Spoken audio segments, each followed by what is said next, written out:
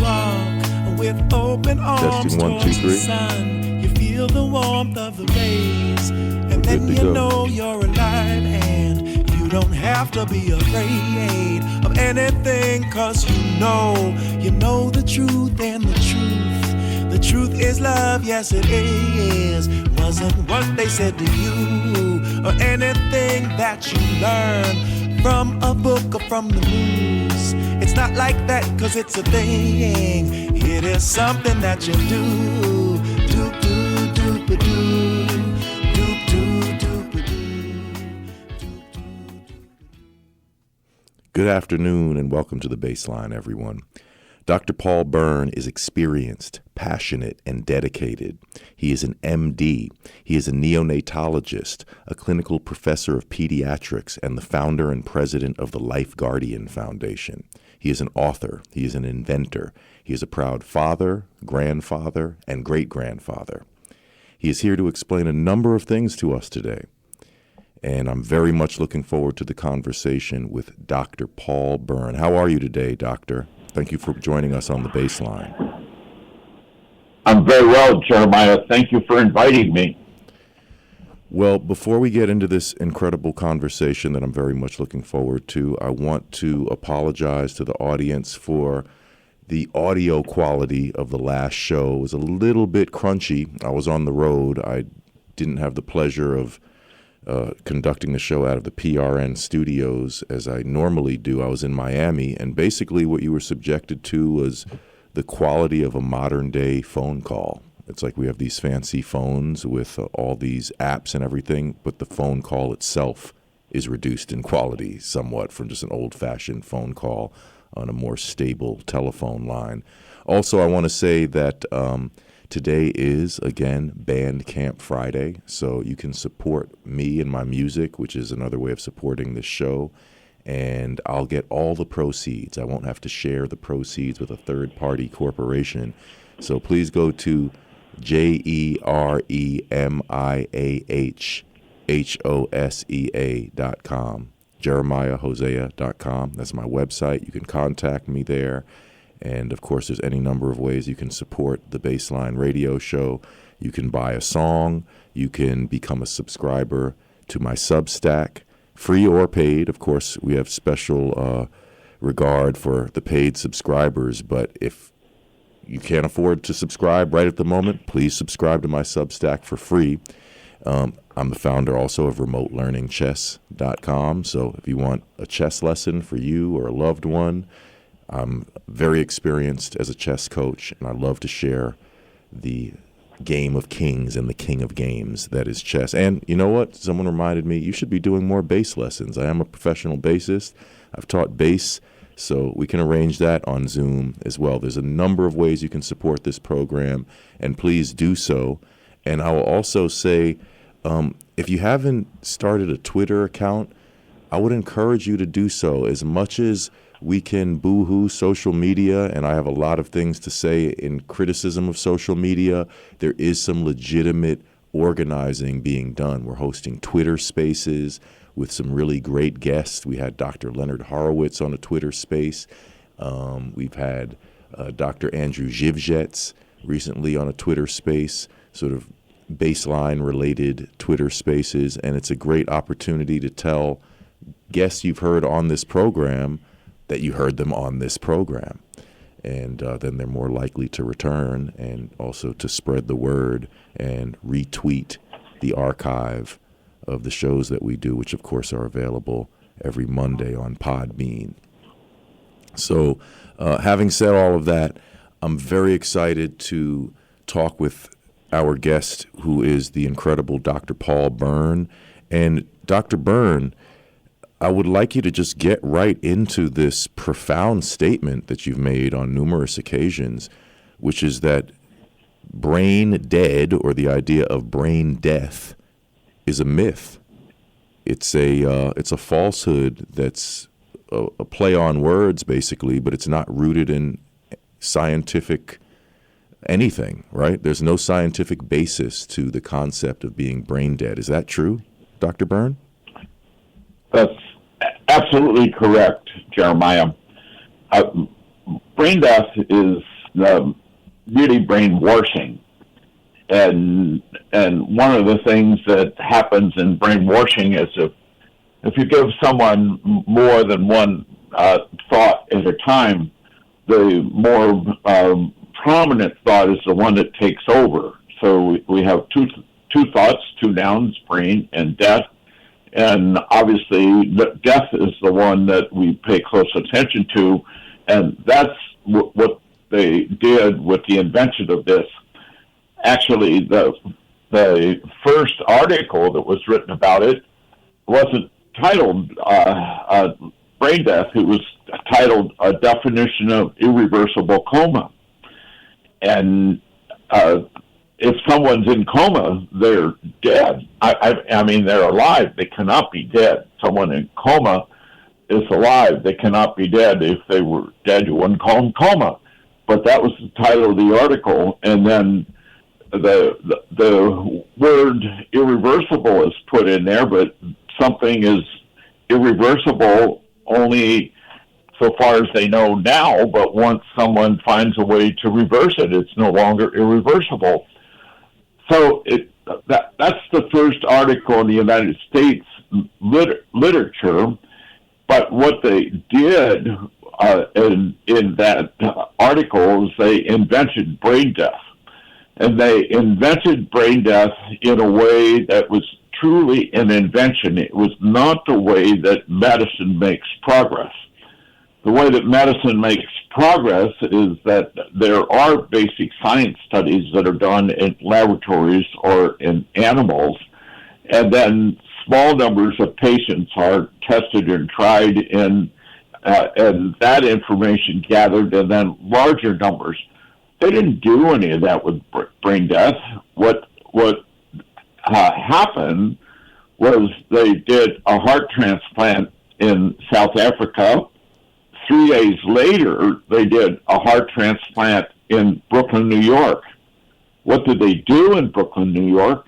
They cut the beating heart out of a 3-day-old baby who had trouble with his brain and transplanted it into an 18-day-old baby who had trouble with his heart.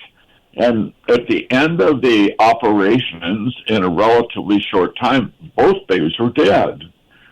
It was illegal. It was immoral. That is, they killed the babies in order to do what they wanted to do. And I believe it was recognized that it was illegal and immoral, and so they had to find a way to straighten this out. How did they straighten it out? They said, well, let's appoint a committee. So they appointed a committee at Harvard, and within about 6 months, the Harvard committee published their article entitled A Definition of Irreversible Coma. They did that without any basic science studies, no kinds of studies on dogs or cats or rats. That they didn't collect any patient data. The articles published really with only one reference, and that's a reference to Pope Pius XII, who, as much credibility we want to give to him as a leader of the Catholic Church, he's not a medical expert kind of thing.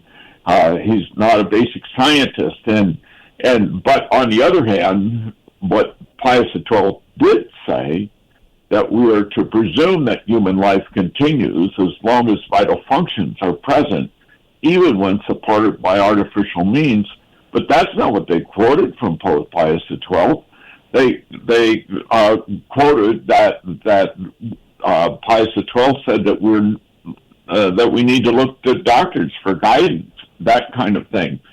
So, but they put the responsibility of that change in medicine on a clergyman. That's not how medicine progresses, and thus brain death was just invented.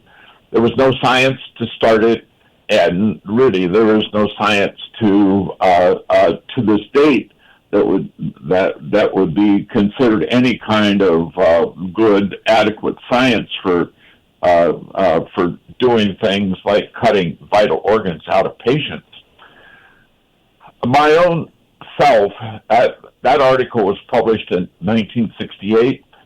My own self, where I was at that time in my life, I had founded a special care nursery at Cardinal Glennon Children's Hospital in St. Louis, which, while it was founded as a special care nursery, as that specialty developed, the name was changed to Neonatal Intensive Care Unit, and I was actively involved at doing things like finding ways to invent a ventilator suitable for a baby.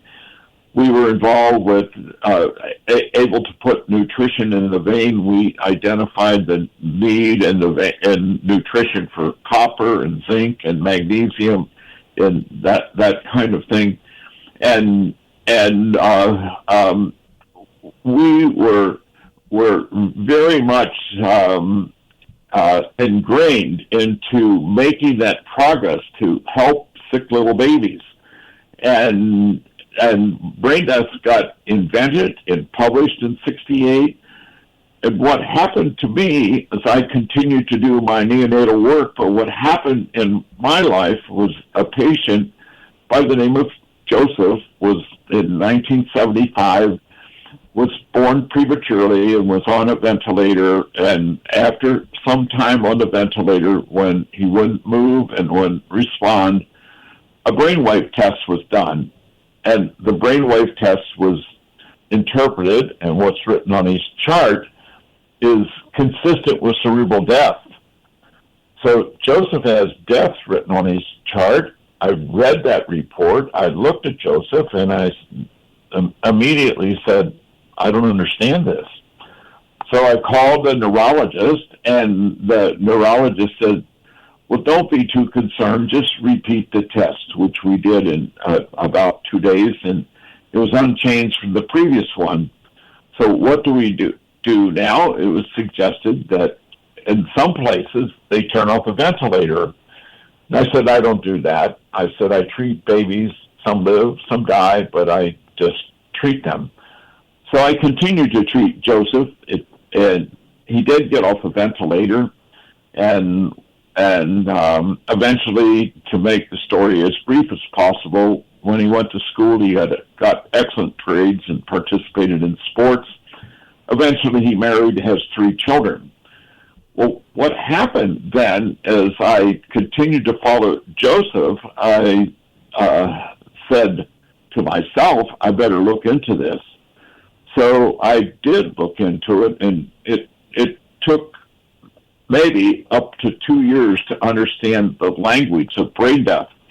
And the language of brain death, while you hear death, and yes, when somebody is dead, they don't move and nothing's going on. They don't have any reflex. They're dead, and everybody knows that they're dead.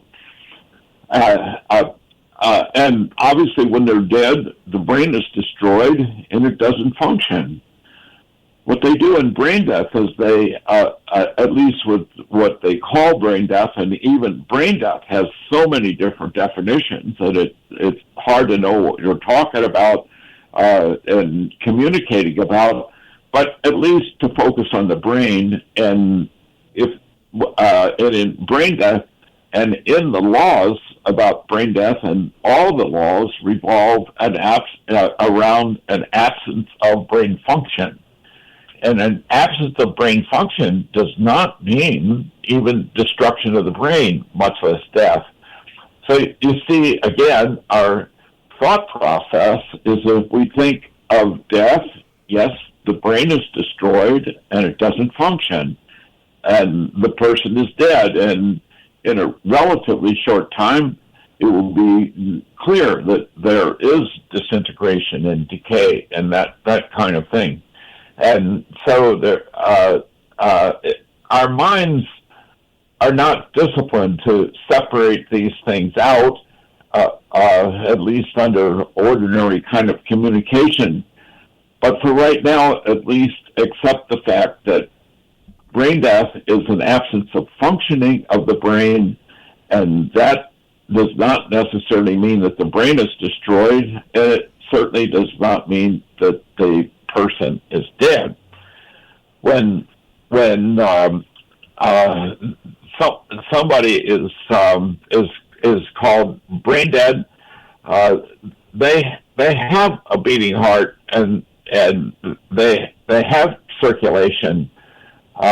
They digest food. They put out urine. They maintain their normal body temperature. To look at them, they have a normal color.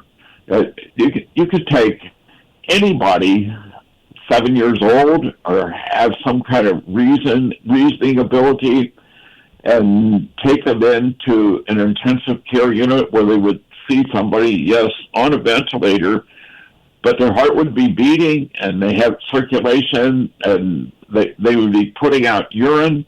If you gave them food in their stomach, they would digest the food and then ask them, are they alive or dead? And no one with any kind of common sense would say they were dead. And yet that's what's going on. Such a patient is called dead, and based on an absence of functioning of the brain.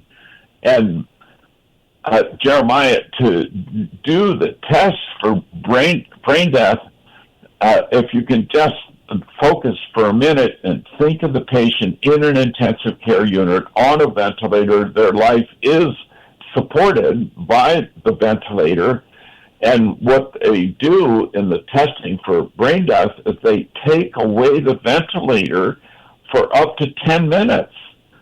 Just think about it. If the ventilator is cycling 20 times a minute and you take it away for 20 minutes, you deprive the patient of 200 breaths. 200 breaths. That's the testing that they do for brain death. It can never help the patient. It can only make them get worse. And that's part of the confirmation that somebody is brain dead, because they take away the ventilator for up to 10 minutes. And if they don't show that they can take a breath on their own, that becomes a signal to cut out their beating heart and their other vital organs. This is what's going on. It's what's legal in the United States. It's really legal all over the world to do this. And every time a heart transplant is done, the transplant surgeon does the operation to open up the chest and get to the heart. And when he gets there, he identifies all the major blood vessels and gets all of them ready so he can lift the heart out. And just as he does that, he stops the beating heart and then lifts it out and puts it in somebody else. The patient is clearly alive, and not only that, when they cut on them to take the organs, Jeremiah, when they cut on them, the heart rate goes up and the blood pressure goes up. And if they're not paralyzed or given an anesthetic, they can move during this time. And incidentally, many movements that occur in someone that's called brain dead, they say, well, that doesn't count, those things. That's just a reflex. It doesn't count. It won't happen in a cadaver. And these things are going on. You heard about how I started to study it and why I started to study it, and it's been there the whole time. Since '75 is when I started to study it, and I continue to do it. I've published in the Journal of the American Medical Association, the Gonzaga Law Review, and to point out the deficiencies of the laws, but also the deficiencies and the way that medicine is used to do what man desires. Man desires to get organs from living persons, and so the laws all revolve around that. That they all revolve in absence of functioning of the brain. Recently, over the last couple of years, it has come to the attention that some patients have this declaration of brain death, and yet they're not dead. How did that come about? Well, it came about because of getting involved with them. Jahai McMath, 13-year-old girl in California who had tonsil surgery and was had some bleeding and lack of oxygen and was said to be brain dead. Her mother got on the TV and pleaded for someone to help, so I got on the plane and went to California. They wouldn't allow any doctors in to see her, and so the way that I did get in, about 2 o'clock in the morning, her stepfather on the other side of the guard, and I was on the other side, said, "Oh, Pastor, come on in here." But that's how I got in to see her and to help get her treatment started. We had to get her out of California, where she had a death certificate, and transfer her to New Jersey, where they would say that she was alive and continue to treat her. She lived more than 4 years and eventually did die, but not from her brain problem. And she lived at home most of the time. After that, and when her mother would say, "Raise your left leg," and she would do that, "Give me a thumbs up," and she would do that. And so while she had a death certificate in California, she was alive in New Jersey. But she was one of the patients that we got involved with Israel Stinson's, another one, Aidan Halou. And what we were able to do is to point out how the law was not fulfilled. The law uses the language, irreversible cessation of all the functions of the entire brain, and yet they don't test for all the functions. They don't even consider some of the functions of the brain to be relevant. For instance, maintenance of a normal body temperature. That happens because of the brain, and then functions of the brain like salt and water metabolism, controlling so we don't urinate too often, that kind of thing. The brain has an effect on the thyroid, so the thyroid stimulating hormone that from the brain, oftentimes, and maybe even the majority of times, they don't even test for it, and they just say that it's gone. Yet when you do the studies, about half of the patients have that kind of function, and so far as salt and water balance, 85% of the patients declared brain dead have that function of the brain when they declare them brain dead. So they really don't fulfill irreversible cessation of all functions of the entire brain. So as a result of those cases that we've got involved with the court system to point out that all functions were not even tested, much less and so you couldn't even know if they were gone or not gone. And because of that, then the Uniform Law Commission got involved, and they became active at trying to make the clinical practice and the law to coincide in the way that they wanted to do it. Was they didn't have to do any testing for functioning of the hypothalamus, and they could narrow down even what parts of the brain they tested for. So the law, as it stands right now, does not coincide with the practice of medicine, and they wanted to take the practice of medicine, which it doesn't fulfill the law, and change the law to that, when in fact what needs to be done is that determination of death as it now stands must be repealed. It does not protect the life of the person, and it has to be repealed and replaced with a good law that will protect the life of the person, so the person cannot be killed in the hospital. And it isn't just the medicine, which is not based on anything solid. It isn't just that the medicine is deficient, but the laws are deficient, and intertwined about all of this are the moralists and the philosophers, theologians have gotten involved with this thing too. The people in pastoral care, it goes across the board, Jeremiah, and you use the term myth, and brain death is a myth. It's a myth in the sense that brain death is not death, and there's a lot of things that get involved with this, and they do it linguistically. For instance, they will talk about whole brain death, whatever that is, and then in contrast to that, they'll talk about partial brain death.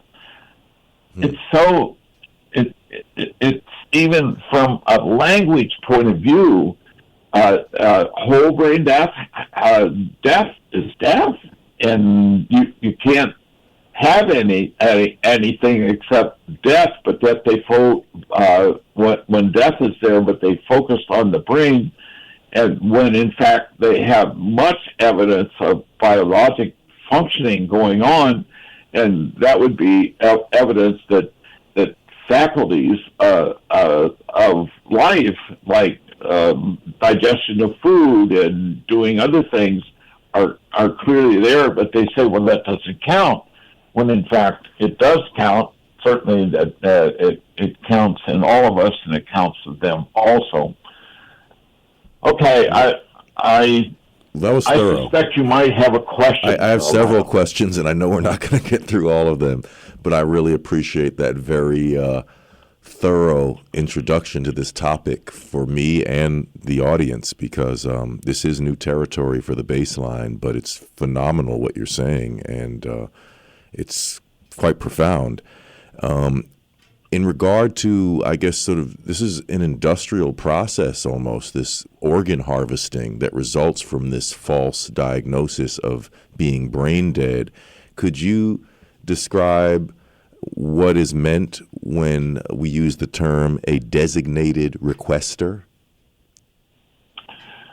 Yes, designated requester. What happens, Jeremiah, is when and actually to get organs, we'll start right at the scene of the accident. And at that time, they decide which hospital to go to. And if there is a significant injury to the brain and the patient is on the ventilator, they will be sent to the level 1 trauma center, which is it's a center to get the most sophisticated treatment. It's also the transplant center. And so it'll go in that direction, and then the law, and I'll get to designated requester in just a minute, the law is such that if somebody is unconscious and on a ventilator and admitted to the hospital, they have to notify the organ procurement organization that there's a tentative donor there. And then at that point, the designated requester gets on the scene. and the designated requester is the one who asks for organs, asks for the permission to get the organs, and the designated requester I've had described by multiple relatives in terms of somebody who's very nice, who's dressed nice, who gets a cup of coffee, asks do they need some rest, do things to befriend the relative, and then as it goes on, when there's a question about getting permission to take the organs, the designated requester is the one who asks.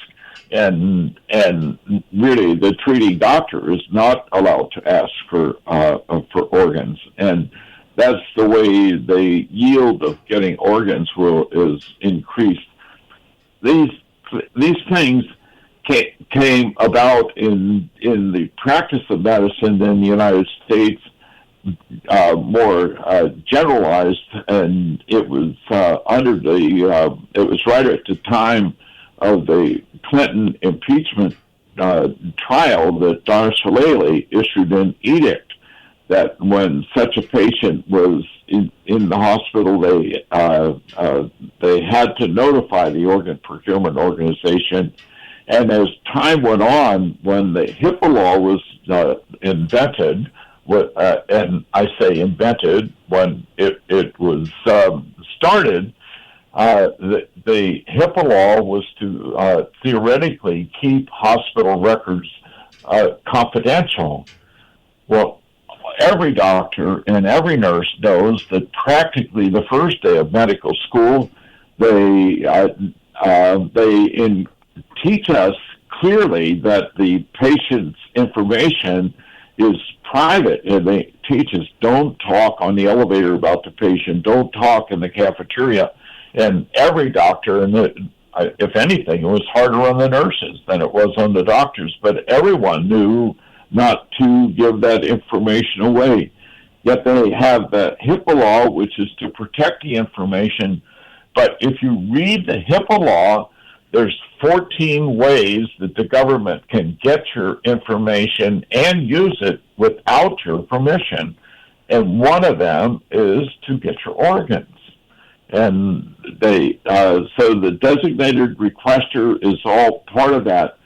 And to get your organs, Jeremiah, the laws are set up with the Uniform Anatomical Gift Act that if somebody is unconscious on a ventilator, they can do every test to determine if your organs are good for somebody else without your permission. They can do every treatment to keep those organs in good shape for the donor, again, without your permission and not even any kind of notification. But they just do it, and it revolves, that part of it revolves the Uniform Anatomical Gift Act. These things, Jeremiah, if you look into them, you just get amazed at how they can do it. They make the permission to get organs from people, from youngsters when they apply for a learner's permit. So at the age of 15 and a half or thereabouts, they ask them, do you want to be an organ donor? And this is done by people who are also in the position of evaluating whether you can adequately drive or not. And so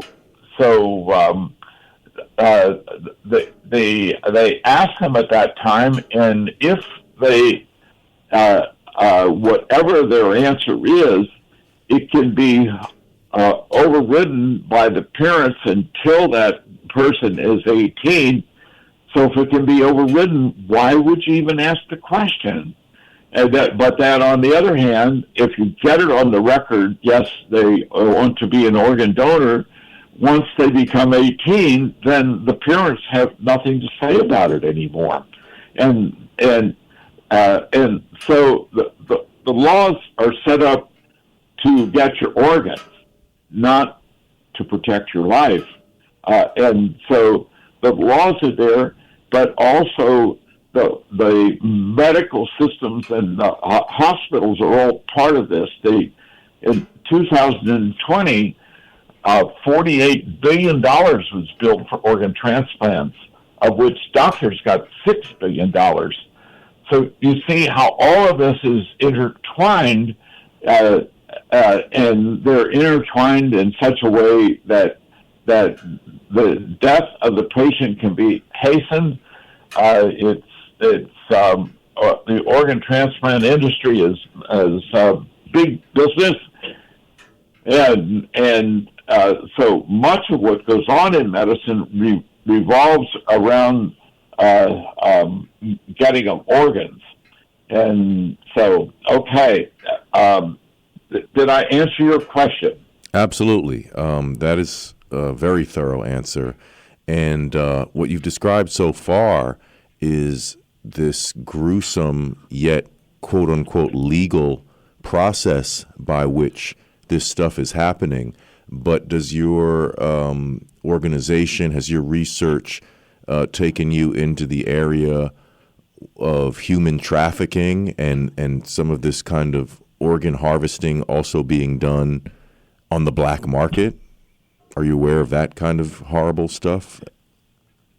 Yes, and of course, they point out how in China the prisoners, they take their organs without consent, and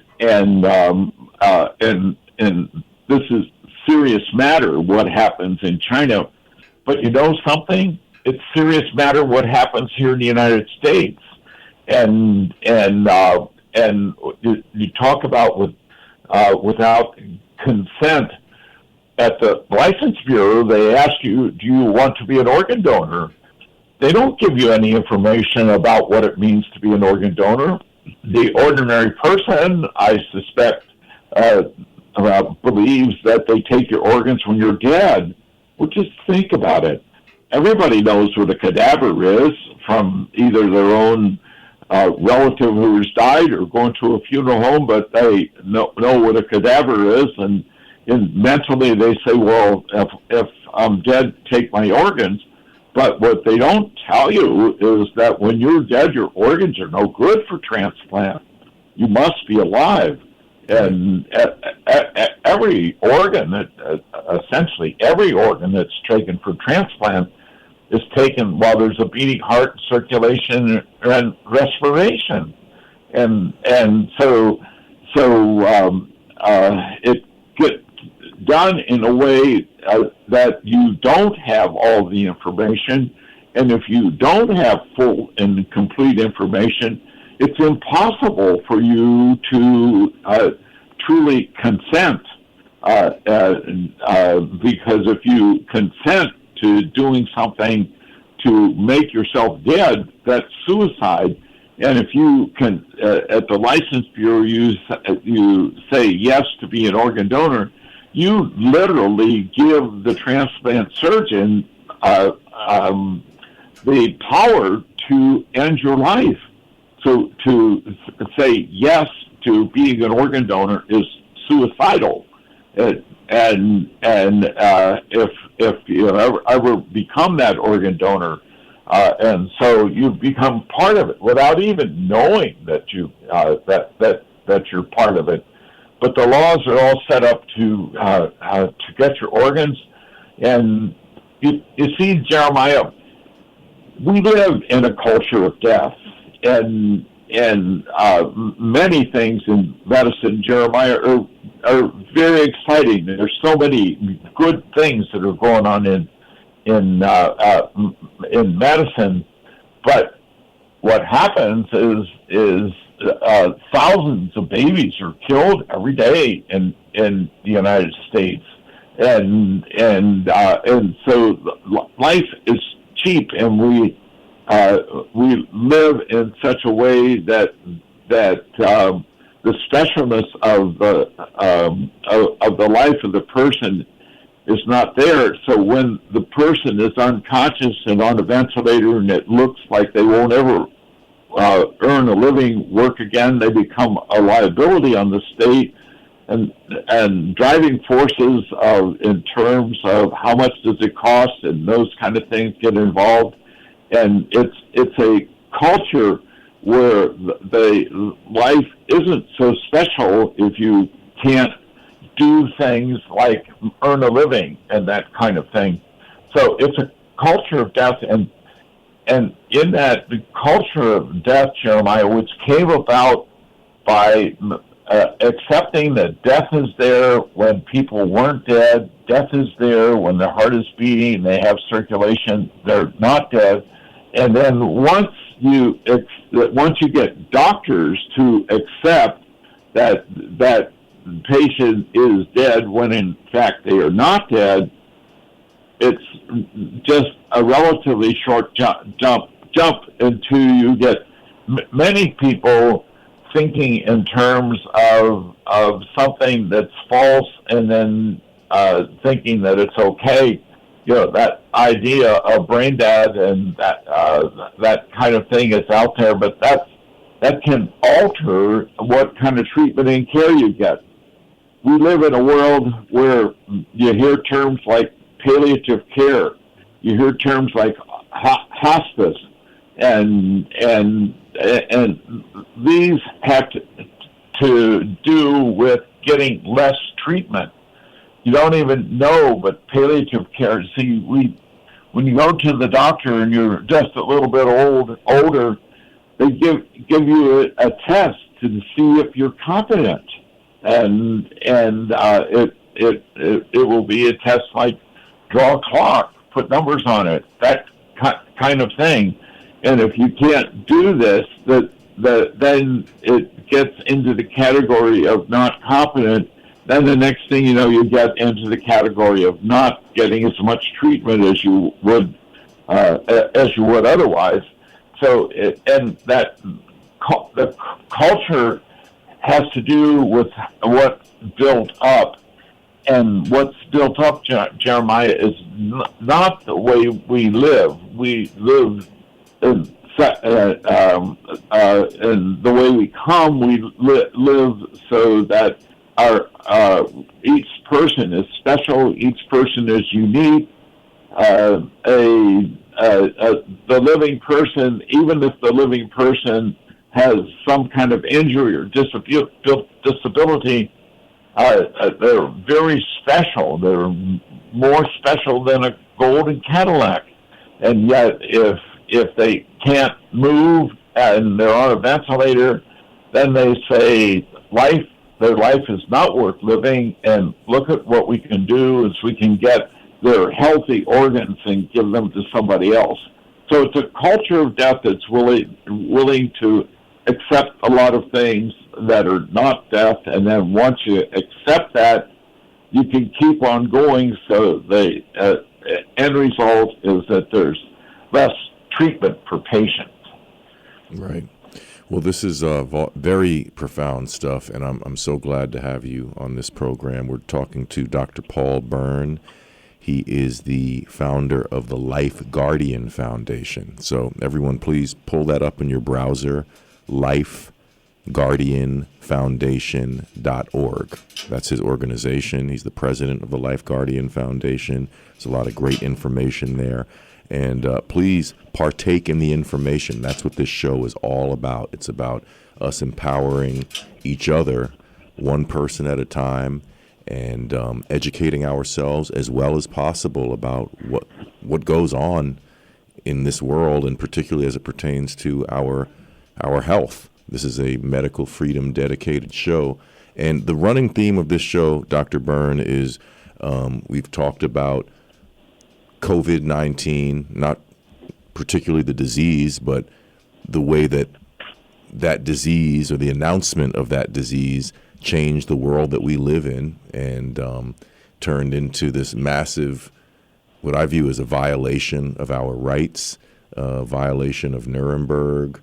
But I don't want to reiterate my opinions about all that's transpired in the past 4 years. I would love to hear your take on what occurred in the past 4 years in your opinion, what are some of the things that stand out in terms of the announcement of global pandemic and then all of these measures that were implemented, most of which I think were ineffective, some of which were extremely harmful? Just give us some of your thoughts about this disease that changed our daily lexicon. Yes, I was got involved with that relatively early because my sister was in assisted living, and so I was not able to get in to visit my sister anymore. Actually, the last year that she lived, I was able to only see her 4 times, and 2 of them were behind glass. At one point, when there was a question about whether she had might have been exposed to the COVID, they put her in a room by herself, and for 2 weeks. And the only thing she had was a television set, and somebody would bring her food and clean her room, and that's all. No contact. She was a very social person. And on day 13, she said to me on the phone, I hope they will let me out tomorrow. On day 14, they didn't leave her out. On day 16, they didn't leave her out. Day 17, at that time, we get involved and said, what's going on? So then, and then she got out. But I don't want to dwell on her particular thing, but it was really, really awful. 4 days before she died, they let me in to see her, and they wouldn't even give me a spoon, and they wouldn't give me any Jell-O because it wasn't to give to her because it wasn't on her diet. And then they wouldn't let me back in to see her the next day, and she died 4 days later. In any event, because of my sister being there, I got interested and involved with what was going on in the nursing homes, and I did. I have written 3 articles on COVID, and they can be read at www.renewamerica.com, and then /columns/Byrne, Byrne. The first one has to do with nursing homes. It was such a shame, Jeremiah, because if they would have just gotten all the people in the nursing home to get vitamin D, there's a good chance things would have been changed. This vitamin D, because it helps to build up the immunity of the patient. And yes, nursing homes were affected, and I did write about that. I also wrote about the ventilator, because what happens with the COVID, often it starts as something like a cold or a GI upset or that kind of thing, but then the inflammatory process gets exaggerated, and so the lung gets very swollen, very congested, and they had trouble with breathing, and so there was a call for ventilators, but the ventilator didn't work because the ventilator can't work when the lung is so swollen that air can't get into it at all. And so I wrote about that to help people to know why the ventilator didn't work with the COVID pulmonary problem.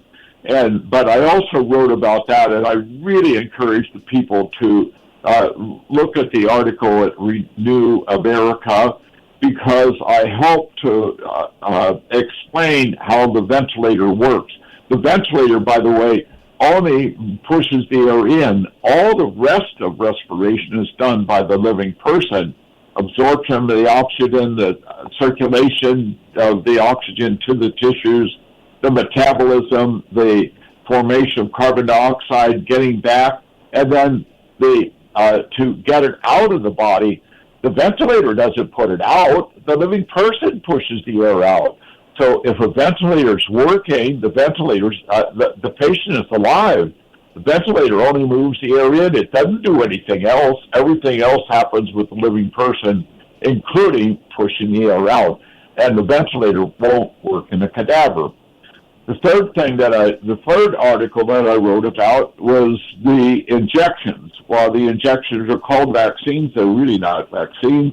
and there's significant concerns about the injection in terms of the mRNA and the DNA, and I wrote about that, trying to help people to understand about the injections.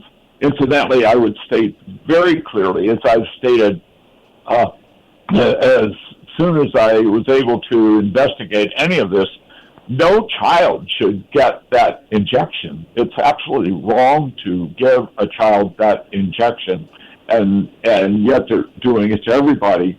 And there are concerns, and one of the concerns that I see that just happened again with in the last few days with a friend, a young man, 25 years old, who happened to work in a hospital, who suddenly dropped over and have a problem with heart. Many young people have trouble with heart. Increase in death rate in young people. Insurance companies know about these things, and as in this young man, there's no comment about whether he ever had the injection or not, but it's how to put it in a defibrillator in case he does it again. So that kind of thing, and the questions are not asked outwardly, they're not answered, and there are concerns about the COVID. One of the things, I went to a physical therapist yesterday, and the therapist has a mask on. Right. So ask about that. That there's no evidence that the mask had any significant role, if any role, in the COVID. Yeah, it seems I understand like how in the beginning they didn't know what to do, but clearly now there's no reason to be wearing masks so far as the COVID is concerned, except perhaps in the very acute illness, and even then there's no evidence that it works. Yeah, the Cochrane study. Yes, Jeremiah. The trust the science people turned out to be the ignore all of the science people when it really came down to it. One thing that I find really troubling, because I've come in contact with the vaccine injured through my work here as a citizen journalist, and I have many vaccine injured friends at this point. And one of the worst things that you see are neurological problems. People who have serious neurological problems, which I would suspect are harder to treat than like a physical bruise of any kind. You know, when someone has a neurological issue, treatment is very difficult. And some of these folks, they are suffering so tremendously. And it just really makes me think, what is the actual logic behind subjecting a person to 1,291 different side effects, including the disease itself, just to prevent them from getting a particular respiratory ailment? Like, I'm looking at the vaccine injured and I'm saying, you know what? I would have most certainly rather have tried my luck with COVID itself than subjecting myself to this type of suffering. We only have 2 minutes, Dr. Byrne. If you could respond to that, and then we have to wish our audience farewell. Well, I am concerned about the same things you have just stated, but I would say that the approach to COVID has many similarities to what happened with brain death and organ transplantation. In both, you hear a lot about patient data. There was no patient data. You hear a lot about science. There's no science in the development of either one of them. And so they are very similar. With the vaccine, Jeremiah, I have to tell you, every baby in the United States gets a hepatitis B vaccine, and the hepatitis B vaccine has aluminum in it. The amount of aluminum that's in it is the amount that it would be safe to be taken orally over a month's time, and they give it in the injection into a muscle of the baby. This is clearly wrong, and so these things are going on, and yes, the general public need to wake up. The medical world needs to wake up. I'm not against doctors. Obviously, I'm a doctor myself. And much of medicine is very exciting, but there are a number of things like what happened with COVID, what happens with brain death and organ transplants, what happens with vaccines, and we all have to wake up, pray a lot, and keep doing the best we can to take care of ourselves and take care of our relatives and our friends, and take care of Jeremiah and the listeners of this program. And thank you very much for inviting me, Jeremiah. Oh, it was an honor, Dr. Byrne. I hope we can have another conversation sometime soon. Everyone, please go to lifeguardianfoundation.org and support this man in his persistent and courageous effort to educate the public about these critical matters. Thank you for tuning into the Bassline, everyone. Can't wait to talk to you again next week. Please check out my latest Substack. It's a pretty good one. It's my most popular article yet. And when you guys support my Substack, you are the wind beneath my wings. Everyone have a great day. Have a great weekend. Thank you, Dr. Byrne, and we'll talk to you soon. Peace. Thank you.